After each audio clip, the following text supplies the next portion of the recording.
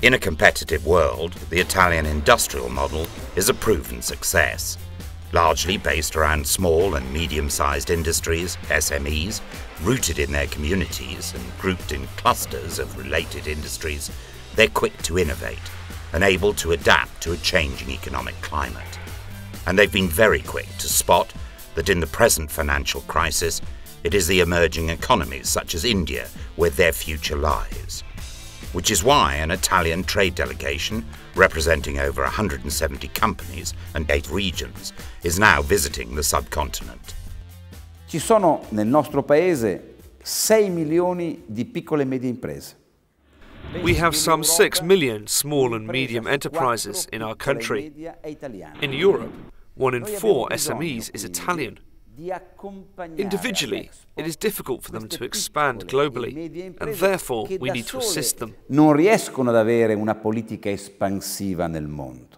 Queste missioni nascono quindi. So these trade missions are organised to help them, to accompany them abroad, to spread knowledge of their products and introduce them to similar companies in other countries. And it works. In altri paesi del mondo. E funziona. In the course of history, Italy and India have enjoyed a long period of historic ties, trade and commerce. And we believe that we can help greatly this great country to grow. It needs, of course, machinery, it needs machine tools, it needs craftsmanship, particularly in areas such as design. This Rome-based company, Ital Carelli, has for 50 years been producing stainless steel trolleys and cabinets for catering and hospitals. It has 28 employees and a turnover of €3,700,000. They're part of the Lazio region delegation on the trade mission, as at the moment they sell only in Italy, and because they've developed what they believe is a world-beating new product that fits perfectly with India's expansion in the medical field. Recently, thanks to our research department, we developed a new cabinet to sterilize lab coats. It's cutting edge, and I believe we are the first in the world to have come up with it. We are pushing it overseas. We have faith in exporting. It's now one of the philosophies of the company. Our exports are the products of the city of Rome. Technology, computers, electronics, precision instruments, biomedical equipment. So our business presence is very focused on these products.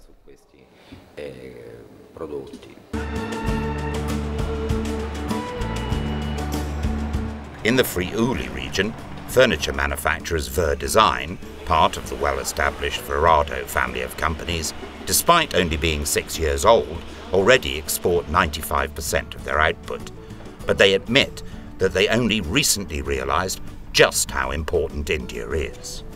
That's why we started 3 years ago building up that market. We have already a few partners there, very important, and that's why we catch this opportunity with the region, with this mission to try to open new doors and to find out, I hope, good distributors and good partners.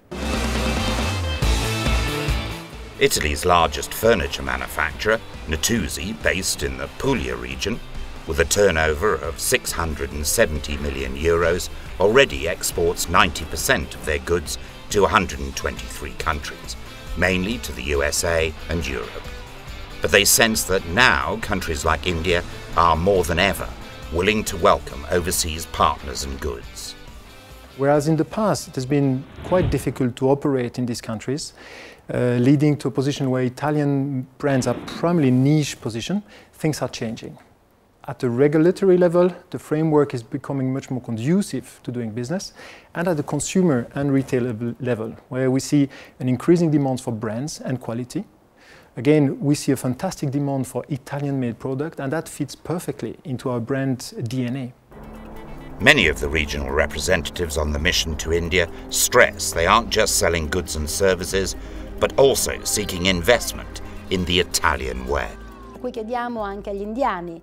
We're asking them to make an investment which is both an investment on the quality of life and also the richness of a territory that offers itself in an innovative way, not only in the traditional sectors.